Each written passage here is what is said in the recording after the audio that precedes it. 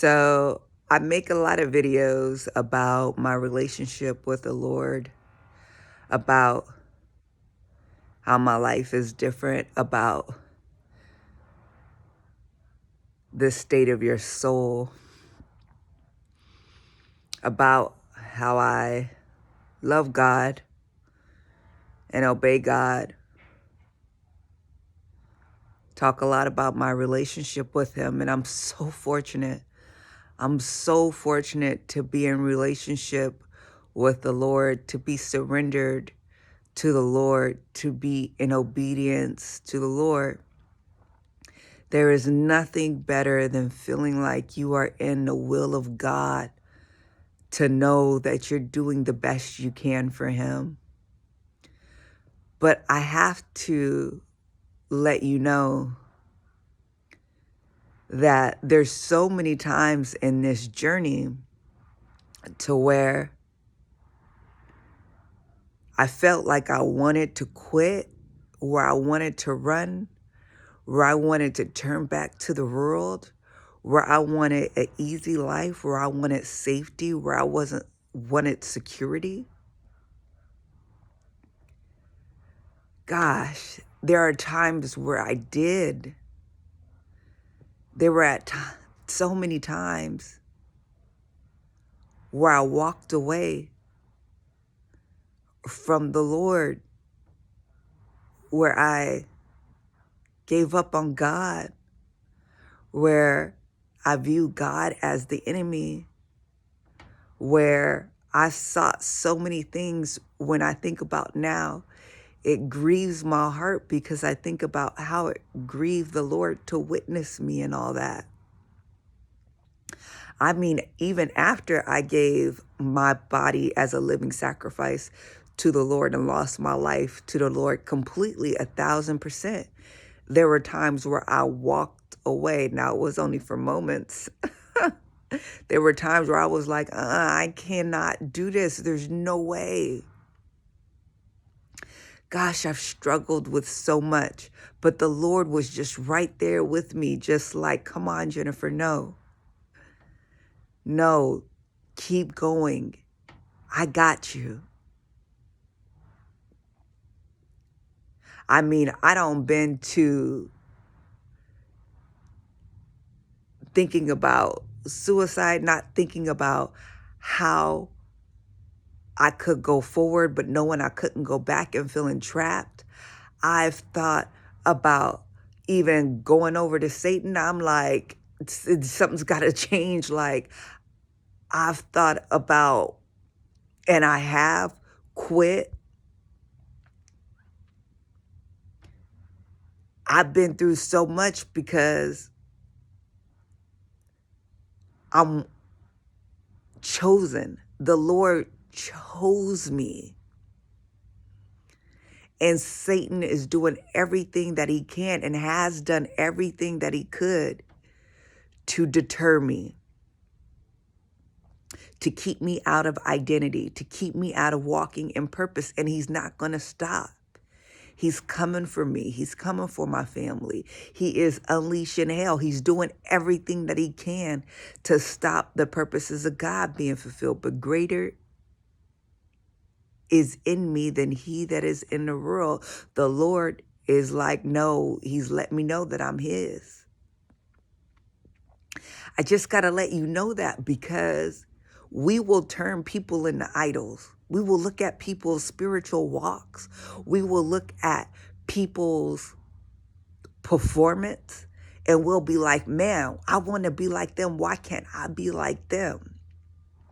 You don't understand what that individual is going through. I love the Lord. I have some amazing, great days in the Lord. But I also have some tough ones too.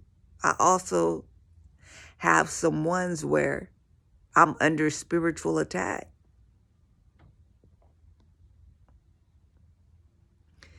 You got to know that when you choose to walk with God, when you choose to give your whole life to God, that it's not easy. The narrow road is hard. It's hard. But you're like, yeah, but the Lord says his yoke is easy, his burden is light. Let me explain that to you. How is it that you come to Christ and you have so much hard? Well, Jesus explains it in the Garden of Gethsemane, right? He tells us, he says, the spirit is willing, but the flesh is weak. Sometimes we get caught up in our flesh and we don't even realize it. And we got to surrender to the spirit. And in that, we experience rest.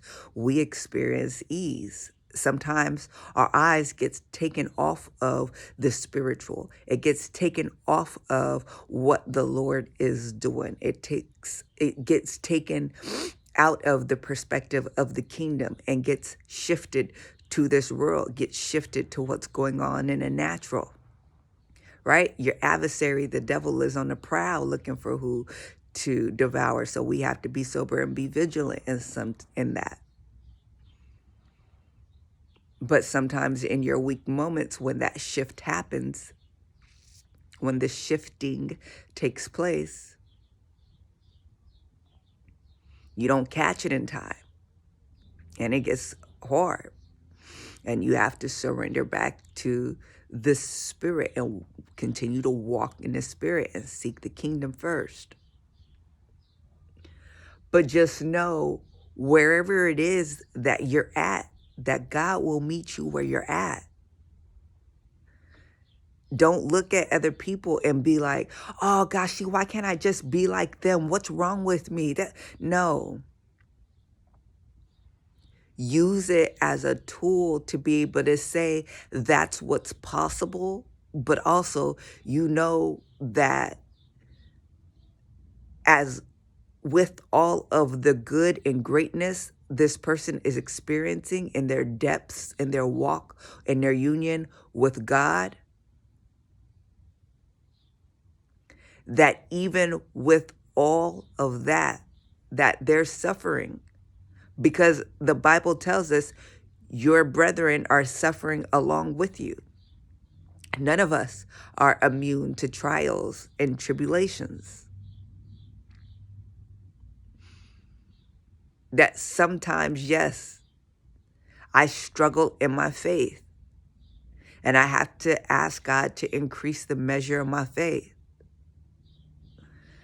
Sometimes I have doubts in the moment. I'm like, God, I know you have an ultimate plan for my life, but in this moment, I don't know what you're going to do or if you're going to come through or how you're going to come through.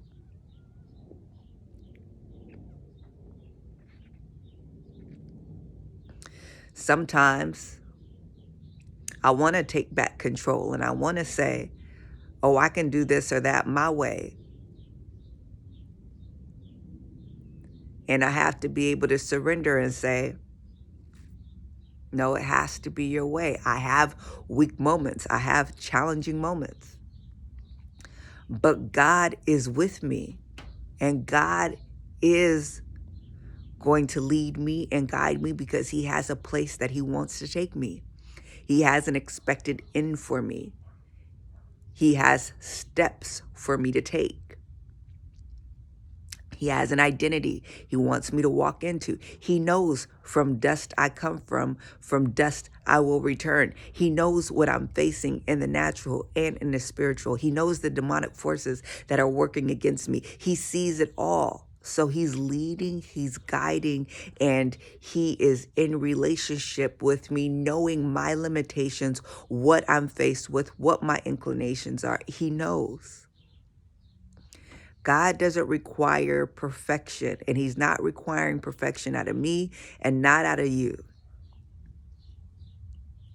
He's requiring our surrender and our surrender afresh. Just know that your walk will not be perfect. It is not meant to be perfect. You are not meant to be perfect. You are meant to be his. Okay? Talk soon. You're not alone.